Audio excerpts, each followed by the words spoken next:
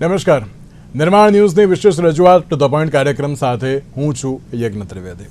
દર્શક મિત્રો, એક બાજુ ગણેશ ચતુર્થી અને બીજી બાજુ એક ઉત્સાહનો માહોલ.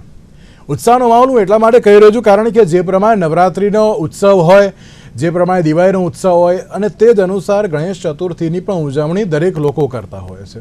દરેક લોકોમાં એક ઉત્સાહ હોય છે કે ગણપતિજી અમારા ઘરે આવશે, અમારી સોસાયટીમાં આવશે, અમે તેમની સાથે અત્યારે 10 દિવસ રહીશું, તેમને જે પણ અત્યારે જે ભોગ ધરાવવાનો હોય અને સાથે જ તેમની સાથે જે અમુક હળવી પળો અને તેની સાથે ગરબાનો મહોત્સવ હોય, અમુક જે રમતોનો મહોત્સવ હોય, એટલે 10 દિવસ સોસાયટીમાં એક એમ કહેવાય ને કે આમ ખુશનુમા માહોલ જોવા મળતો હોય છે કે ના ગણપતિ ઉત્સવ અત્યારે તો આવી રહ્યો છે, ગણેશ ઉત્સવ હોય અને તેમાં પણ જે ધૂમધામની સાથે ઉજવણી થતી હોય અને બહુ જ સાચી એક વાત પણ છે કે જ્યારે ગણપતિજીનું જ્યારે વિસર્જન થતું હોય ત્યારે દરેક લોકો રડતા પણ હોય છે કારણ કે એ પ્રમાણેનો ભાવ તેમની સાથે અત્યારે તો જોડાયેલો છે.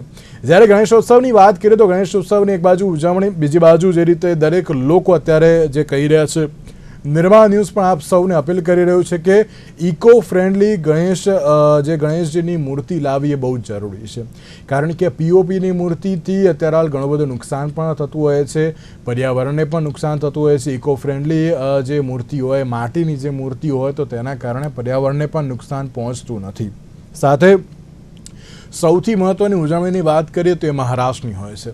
મહારાષ્ટ્રમાં જ્યારે ગણેશોત્સવની જે ઉજવણી હોય છે ને તેમાં પણ લાલબાગચા રાજાની જે ગઈકાલે જે એક શરૂઆત તો થઈ ગઈ અને તેમાં પણ દરેક લોકોનો ઉત્સાહ છે અને તેના દર્શન કરવાનો. તે જ અનુસાર જ્યારે ગુજરાતની વાત કરીએ તો ગુજરાતમાં પણ અમુક એવા સ્થાન છે કે જેમાં દરેક લોકોને હોય છે કે ના અહીંયા અત્યારે તો દર્શન કરવા જવું બહુ જરૂરી છે કારણ કે અહીંયાના ગણપતિ બહુ સારા હોય છે.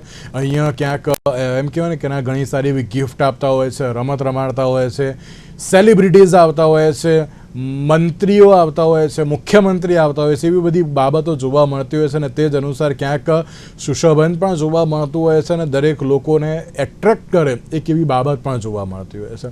ત્યારે ગણેશોત્સવને લઈને ચર્ચા વિચારણા કરવાની છે, ઇકો ફ્રેન્ડલી ગણપતિને લઈને પણ ચર્ચા વિચારણા કરવાની છે અને આ ચર્ચા વિચારણા કરવા માટે અમારી સાથે જોડી ગયા છે હરિપ્રસાદ ભટ્ટ કે જેઓ જ્યોતિષાચાર્ય છે, સાથે સાથે શંકરસિંહ સોલંકી આપણી સાથે જોડી ગયા છે કે જેઓ ઇકો ફ્રેન્ડલી શ્રી ગણેશોત્સવ ટ્રસ્ટના સેક્રેટરી છે. જે આ બંનેનું સૌથી પહેલા તો સ્વાગત છે. હરિપ્રસાદજી, શરૂઆત મારે આપનાથી કરવી છે આજે. હરિપ્રસાદજી, જે પ્રમાણે આજની વાત કરીએ તો ગણેશોત્સવની જે એમ કહેવાય ને કે દરેક લોકોમાં ઉત્સાહનો માહોલ હોય છે. ગજાનનને આવકારવા માટે, ગજાનનના વધામણા કરવા માટે દરેક લોકો આતુર હોય છે. સૌથી પહેલાં ગણેશોત્સવ જે ઉજવણી કરવામાં આવતી હોય છે, ભગવાન અત્યારે તો જે ઘરે આવતા હોય છે તેનું મહત્ત્વ શું છે અને આ ગણેશોત્સવનું મહત્ત્વને લઈને સૌથી પહેલાં આપ શરૂઆત કરશો. સ્વસ્તિ શ્રી ગણેશાય નમઃ. કોઈ પણ શુભ કાર્યની શરૂઆતમાં ભગવાન ગણેશજીનું પૂજન કરવામાં આવે છે. તો ભાદરવા સુદ ચોથ જે ગણેશ ચતુર્થી જેને માનવામાં આવે છે, તો ભાદરવા મહિનાની ચોથના દિવસે એવું કહેવામાં આવે છે કે આ ગણેશ ઉત્સવ સૌથી લોકપ્રિયમાં લોકપ્રિય તહેવાર છે.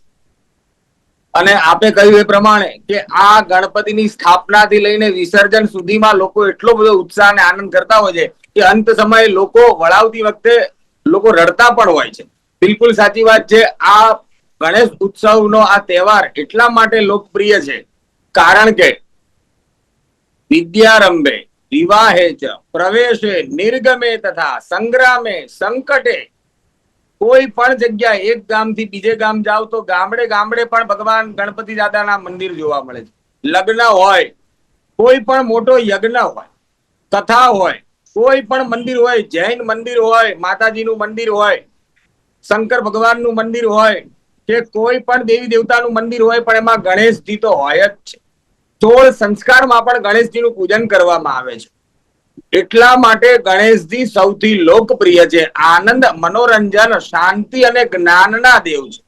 એટલા માટે આપણે ગણેશ ઉત્સવમાં જ્યારે આઝાદી પહેલા જ્યારે ગંગાધર બાળ તિલક, લોકમાન્ય તિલક સાહેબે જ્યારે આની શુભ શરૂઆત કરાવી હતી તો ત્યારે એવું કહેવાયું હતું કે કંઈક સમાજને મેસેજ આપવા માટે, સમાજને કંઈક આવનારી પેઢીને જ્ઞાન મળે અને સમાજને કંઈક નવો મેસેજ મળે, સ્વતંત્રતાનો, આઝાદીનો, પોતાની આ કર્મનિષ્ઠ થવાનો, પોતે નૈતિકતા થવાનો, જ્ઞાન મેળવવાનો, દરેક વિઘ્નને દૂર કરવા માટે જે વક્ર ગતિઓ છે એનો કઈ રીતે નાશ થાય એની ચર્ચા કરવા માટે આપણા પુરાણોમાં જે વિધિ વિધાન બતાવ્યા છે, આપણા સાહિત્યમાં અને સનાતન સંસ્કૃતિમાં જે નિયમ બતાવ્યા છે, જેમ ગણેશજીએ પણ એવું કીધું છે, અસુરોનો વક્ર ગતિઓનો તુંડોનો નાશ કર્યો હતો, જેવી રીતે દરેક વિઘ્નોને નાશ કરવા વાળા વિઘ્નેશ્વર છે. અને આ ગણેશજીનું પૂજન શુભ મુહૂર્તની અંદર માટીના એવું કીધું છે, કારણ કે પાર્વતી માતાએ આખો શ્રાવણ મહિનો કર્યો. આદ્ય શક્તિ જગદંબા ભવાની ગૌરી શંકર કહેવામાં આવે છે. અને આખો શ્રાવણ મહિનો કર્યા પછી એનું પુણ્ય, એના તેજ બળથી માટીની ગણેશજીની મૂર્તિ બનાવી. એને ગજાનન કહેવાય છે. કાર્તિક છે એને સડાનન કહેવાય છે. અને શંકર ભગવાન છે એને પંચાનન કહેવામાં આવે છે. તો પાર્વતી માતાએ આદ્ય શક્તિએ જ્યારે કેવડા ત્રીજની પૂજા કરી, એટલે આજે કેવડા ત્રીજ છે, આખો શ્રાવણ મહિનો કરી અને માથે 4 દિવસ આવ્યા, ગણેશ ચતુર્થી આવી, ત્યારે એ માટીની મૂર્તિની અંદર પ્રાણ પૂર્યા છે. પ્રાણ પ્રતિષ્ઠા એ માં આ શક્તિ જ એ પ્રાણ પૂરી શકે છે. એટલે આ ઉત્સવોમાં ગણેશ ઉત્સવ હોય કે નવરાત્રી મહોત્સવ હોય કે કોઈ પણ ઉત્સવ હોય, એમાં માતૃશક્તિની ભાગીદારી વધારે જોવા મળે છે. કોઈ પણ ઉત્સવમાં આ શક્તિ એટલે કે માતૃશક્તિ એ વધારે એ જોવા મળે છે. કારણ કે આ બધો એવું કીધું કહેવાય છે કે ગણેશજી એમના પુત્ર છે. ગણેશ એક શંકર, સ્વયં એક શંકર પુત્ર, એક એ સાક્ષાત એવું કહેવામાં આવે છે શંકર પુત્ર મોટા ગણોના અધિપતિ છે. દરેકના અધિપતિ, બોસા નામ બોસ, એને ગણપતિ કહેવામાં આવે છે. એટલે આ ગણેશ ચતુર્થીના દિવસે માટીની મૂર્તિ બનાવી શુભ મુહૂર્તની અંદર એમાં સ્થાપના કરવી, એટલે કે એમાં પ્રાણ પૂરવા જોઈએ. ગણેશજી એકલા નહીં, રિદ્ધિ સિદ્ધિ સાધે શુભ લાભ. એમના 2 દીકરા છે, યશ અને કીર્તિ એમની 2 દીકરી છે. રિદ્ધિ સિદ્ધિ એ વિશ્વકર્માની પણ દીકરી છે. એટલે ગણેશજીનું પૂજન કોઈ પણ સમયે અવશ્ય કરવામાં આવે છે. વેલ બિગિનિંગ ઇઝ આફ્ટર. કોઈ પણ શુભ શરૂઆતમાં શ્રી ગણેશ કરીએ તો આપણું કામમાં કોઈ વિઘ્ન આવતું નથી ને આપણું કામ 50% તો પૂરું થઈ ગયું માનવામાં આવે છે. એટલા માટે આ લોકપ્રિયમાં લોકપ્રિય ઉત્સવ છે.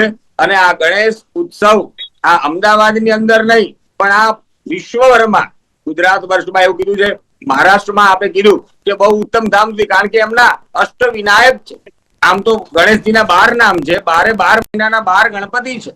તો 12 મહિનામાં સંકટ ચોથ આવતી હોય છે, અંગારકી ચોથ આવતી હોય છે, પણ આ ભાદરવા મહિનાની જે ચોથ આવે એમાં ગણેશજીનું ગજાનન નામ પડ્યું છે. માં શંકર અને પાર્વતીએ એવું કીધું છે કે આ માટીની મૂર્તિમાં પ્રાણ પૂર્યા છે.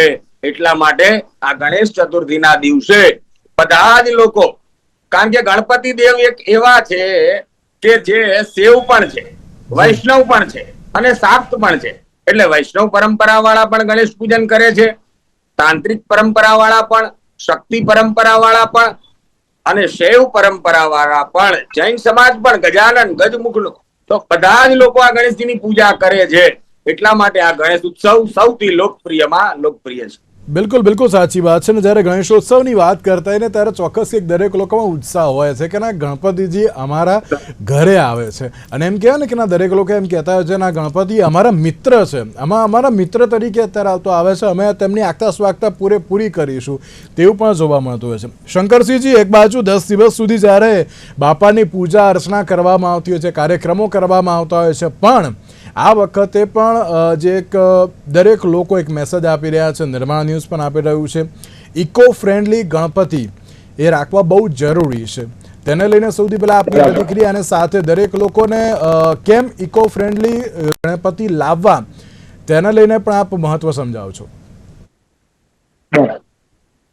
નમસ્કાર. ખૂબ સરસ એક આપણી વિધિની માહિતી આપણા ડોક્ટર હરિપ્રસાદ, વંદનીય હરિપ્રસાદ ગઢજી આપી.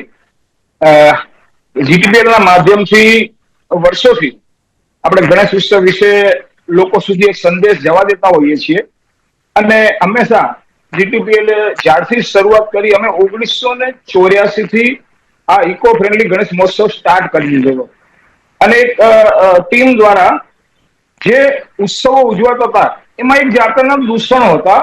એ દૂષણો એ દૂર કરવા, લોકોને જાગૃત કરવા કે ભાઈ આપણો ઉત્સવ આનંદ માટે છે, આપણા આનંદ માટે કોઈનો આનંદ છીનવાઈ ન જાય એ જોવાની ફરજ પણ આપણા સૌની છે. એનું કારણ છે કે આપણે જયારે પીઓપીની મૂર્તિઓ બેસાડતા હતા, નદીમાં પધરાવતા હતા, એ પીગળતી નથી એટલે ગઠ્ઠો થઈ જતી હતી. નદીની અંદર એનું પાણીનું સ્તર ઉપર આવતું હતું. એમાં કેમિકલ વાળા કલર એ આપણી આવતી પેઢીને પાણી પીવામાં નુકસાનકારક હતા. અને એના કારણે જોતા જોતા આપણે જોયું કે ભાઈ ખૂબ મોટા પ્રમાણમાં રોગો જન્મવા માંડ્યા છે. ત્યારે આપણે આ વિષયને લઈને જયારે શરૂઆત કરી અમારી ટીમે, અને સમગ્ર ગુજરાતમાં એટલે કે મહાનગરોમાંથી અમે શરૂઆત આખી કરી, અને એમાં આપણી આ જીટીપીએલ માધ્યમે શરૂઆત કરી હતી અને ખૂબ એમાં સહકાર આપી અને લોકો સુધી એક મેસેજ જવા દીધો હતો. આજે કદાચ અમે કહીએ છીએ કે છેલ્લા 15-17 વર્ષની અંદર અમારું આ 31મું વર્ષ છે ઉજવણીનું. એક પણ રૂપિયો ફંડ ફાળો લીધા વગર આ સંસ્થા અમારી કામ કરે છે. સમગ્ર ગુજરાતમાં 213ની ટીમ છે. અને આજે એવું લાગે છે કે લગભગ લોકોમાં જાગૃતિ મોટા ભાગે આવી ગઈ છે. લોકો માટીની મૂર્તિઓ લેવા ઠેર ઠેર અમારી પાસે માહિતી માંગે છે કે ક્યાં મળે છે, ક્યાં મળે છે. ત્યારે અમને એમ લાગે છે કે આપણે આવતી પેઢીને જાગૃત કરવા માટે જે આ વિષય દ્વારા આપણે ઉપાડ્યું એ આજે સફળ થઈ રહ્યું છે. હું દરેક લોકોને જીટીપીએલ માધ્યમથી હંમેશા અપીલ કરતો આવ્યો છું અને કરું છું કે આપણે આપણી પેઢીને બચાવવાની છે, પર્યાવરણને બચાવવાનું છે. તો આપણે સૌ ગુજરાતના નહીં સમગ્ર દેશની અંદર ઉજવાતા ગણેશ મંડળોને કે આપણે માટીની મૂર્તિ અપનાવીએ અને એ નાની અમથી માટીની મૂર્તિ એને વિધિસર પૂજન કરીએ. એટલે કે આપણે હંમેશા પર્યાવરણ બચાવો, માટીના ગણેશ લાવો એ વિષય ઉપર આપણે ખાસ ધ્યાન દઈએ કે આપણે વિસર્જન બરાબર આપણે કોઈ પણ કાળે વિસર્જન એટલે વિદાય નહીં પણ પ્રદૂષણ માટે જાગૃતતા લાવવાની છે. તો દરેક ને જીટીપીએલ માધ્યમ દ્વારા સમગ્ર દેશની અંદર ઉજવાતા ગણેશ મંડળોને અમે અમારી એક નમ્ર અપીલ છે કે આપ સૌ માટી મૂર્તિ અપનાવો અને પર્યાવરણને બચાવવાનું કામ કરો. કારણ કે આજે દેશ લગભગ શહેરની અંદર અમદાવાદ જેવા શહેરમાં છેલ્લો આંકડો એવો બતાડે છે કે 1.5 લાખ મૂર્તિઓ બુકિંગ થઈ ગઈ, 1.5 લાખ જેવી અત્યાર સુધીમાં. તો 1.5 લાખ જેવી મૂર્તિઓ જો બુકિંગ થઈ હોય તો આપણે જોઈએ છે કે આવતા તહેવારો એ મૂર્તિઓના કારણે ખૂબ મોટી સંખ્યામાં જયારે પધરાવાના આવતા હોય ત્યારે લોકો રંગે ચંગે જતા હોય, પણ એ ટાઈમમાં આપણે ક્યાંક બાળકો ડૂબી જતા હતા અને એનું પરિવાર વેરવિખેર થતો હતો. એ આનંદ કરતા કરતા એના ઘરનો આનંદ છીનવાઈ જતો હતો. એ માટે ખાસ આપણે જયારે ન કલ્પી શકીએ એવી ઘટનાઓ ઘટતી હતી એની જાગૃતતા આજે આવી છે. અને હજી પણ લોકોમાં ક્યાંય પણ આવી કોઈ જાતની શક્તિ રહી જતી હોય તો દરેકને અમારી અપીલ છે કે આપ માટીની મૂર્તિ અપનાવો, વિસર્જન ઘરના આંગણે એક નાના ટબમાં કરો અને આપણા વિસ્તારની અંદર ખાલી એક યાત્રાના રૂપે ફેરવી અને આપણે સૌ આનંદ કરીએ.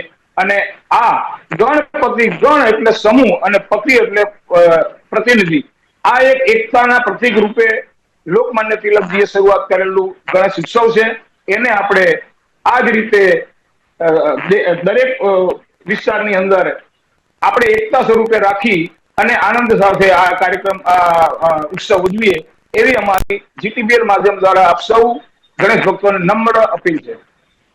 બિલકુલ. અને શંકરસિંહજી, એક બાજુ જે રીતે આપણે એમ પણ કહી શકાય કે જે તમે 1984થી તમે જે મુહિમ તો શરૂ કરી હતી પણ અત્યાર સુધી એ કેટલી રંગત લાવી છે અને દરેક લોકોમાં હજુ સુધી પણ કેટલા મેસેજ પહોંચ્યા છે સારા એવા? બહુ સરસ વાત કરી આપે.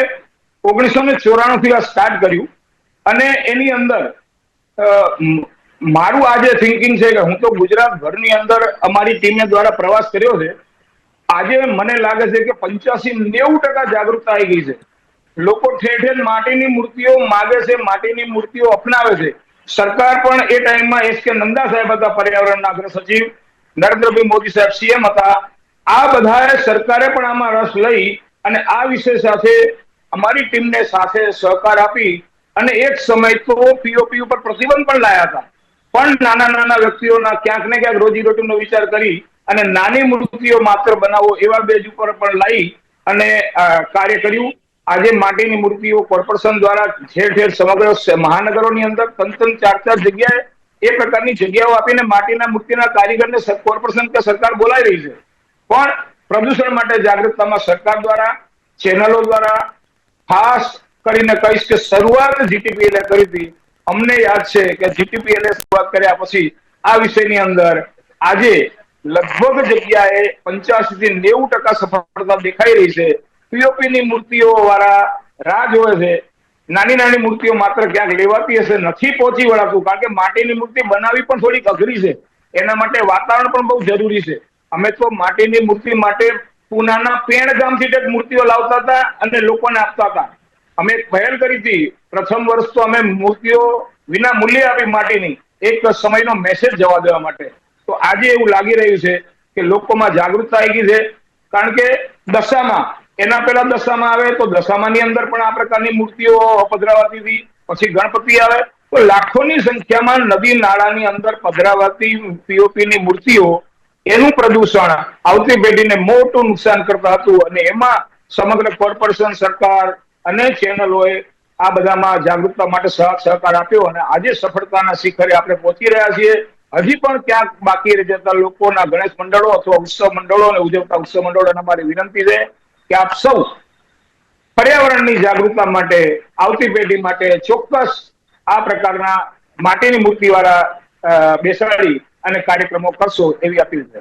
બિલકુલ બિલકુલ સાચી વાત છે ને. આટલા વર્ષોથી અમે અપીલ કરતા આવ્યા છીએ. ફરી એકવાર હું જે આ માધ્યમથી અપીલ કરું છું કે ના, ઇકો ફ્રેન્ડલી ગણપતિ લાવજો, કે જેના કારણે અત્યારે પર્યાવરણને નુકસાન ન થાય તેની જવાબદારી પણ અત્યારે તો આપણી પોતાની અત્યારે જોવા મળતી હોય છે.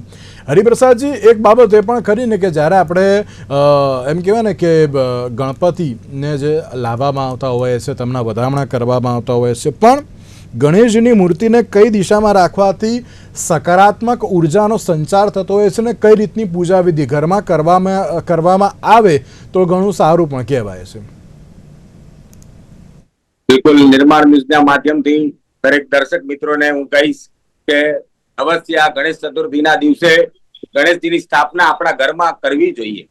અને જેવી રીતે આપણા આ શંકરભાઈ સોલંકી સાહેબે કીધું કે ખૂબ ધન્યવાદને પાત્ર છે સોલંકી સાહેબ કે આ આટલો સરસ મેસેજ આપણને આપ્યો અને એ આટલા વર્ષોથી આ માટીની મૂર્તિ બનાવવાનું કામ કરે છે. એમના નામ છે એ પ્રમાણે એમનામાં એવા ગુણ છે. જેમ પાર્વતી માતાએ અને શંકર ભગવાને માટીની મૂર્તિ બનાવી, એમાં પ્રાણ પૂર્યા હતા, એવી રીતે માટીની જ ઇકો ફ્રેન્ડલી મૂર્તિ બનાવવી જોઈએ. એમાં કોઈ શંકાને સ્થાન નથી. અને ઉત્તર દિશા, અગ્નિ ખૂણો અને પૂર્વ દિશામાં એમની સ્થાપના કરવી જોઈએ. ઉત્તર દિશા દરેક દેવાલયમાં જોઈએ, શિવાલયમાં જોઈએ તો ઉત્તર દિશામાં ગણેશજી હોય છે.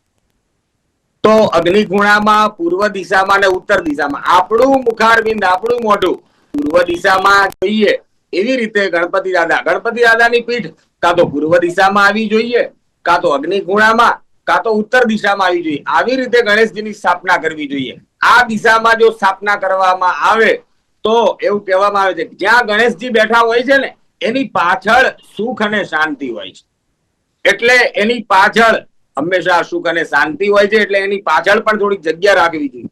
તો ગણેશજીનું પૂજન આવી રીતે નિત્ય, એવું કીધું છે, રક્તાંબરમ રક્તવર્ણમ, રક્તગંધનો લેપ એટલે કે કંકુમથી પૂજા, રક્ત આસન, લાલ કલરનું ભગવાનને આસન. ભગવાન ક્રોધને બતાવીને બેઠા છે. ક્રોધને દબાવવા માટે લાલ કલરનું આસન ભગવાનને ધારણ કરેલું છે. તો ભગવાન ગણેશજી ગણોના અધિપતિ છે. 12 મહિનાના 12 ગણેશજી અલગ અલગ છે. તો આ 12 ગણપતિ દાદાના 12 નામ રોજ બોલવા જોઈએ. નિત્ય સવાર સાંજ દુર્વા, જાસૂદના ફૂલ, મોદક, ગંગાજલ અને પંચામૃતથી એમની પૂજા કરવામાં આવે છે. 16 ઉપચારથી ભગવાન ગણેશજીની નિત્ય રોજ 10 દિવસ સુધી તો ખાસ પૂજન કરવું જોઈએ. તો હું જેમ શંકર ભગવાને અને પાર્વતી માતાએ માટીમાંથી ગણેશજીનું નિર્માણ કર્યું હતું, તો આ નિર્માણ ન્યૂઝના માધ્યમથી હું કહેવા માંગીશ કે ભગવાન ગણેશજીનું આપણે ગણોના અધિપતિનું આપણે નિર્માણ કરવાનું, ત્યારબાદ એનું વિસર્જન નહીં, એનું પરિવર્તન કરવાનું. એટલે ઘણા 5 દિવસના ગણેશજી રાખતા હોય, ઘણા 10 દિવસના રાખતા હોય.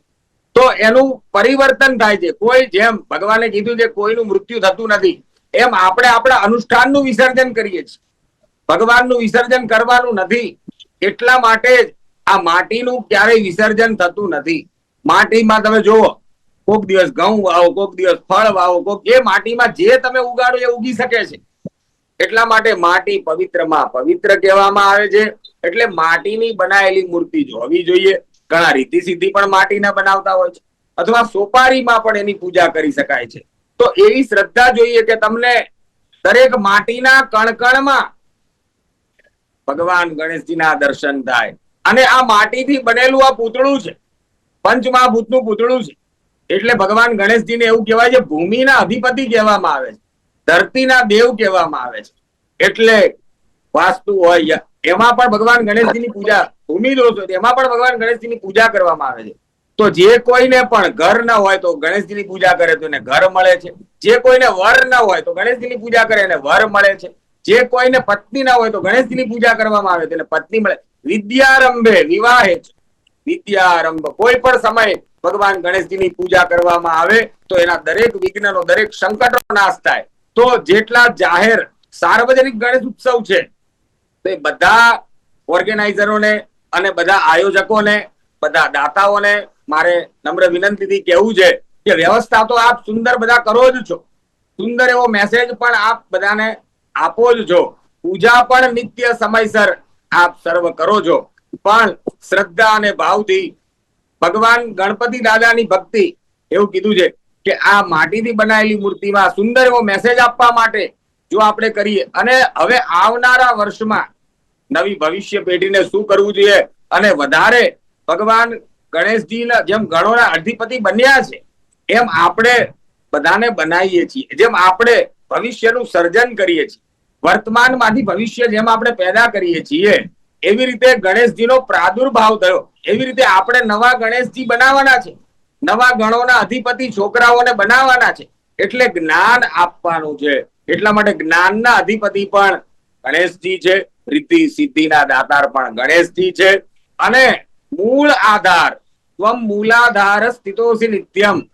દુર્વા એટલે ભગવાનને દુર્વા પણ પ્રિય છે. દુર્વા જેમ વધે એમ એમ તમારું ધન વધે, માન વધે. એટલા માટે દુર્વા ભગવાનને બહુ પ્રિય છે. અને બધા પુરાણો વેદવ્યાસજીએ બોલ્યા અને ગણેશજીએ લખેલા છે. એટલા માટે ગણેશજીનો આ ઉત્સવ ખૂબ જ લોકપ્રિય છે.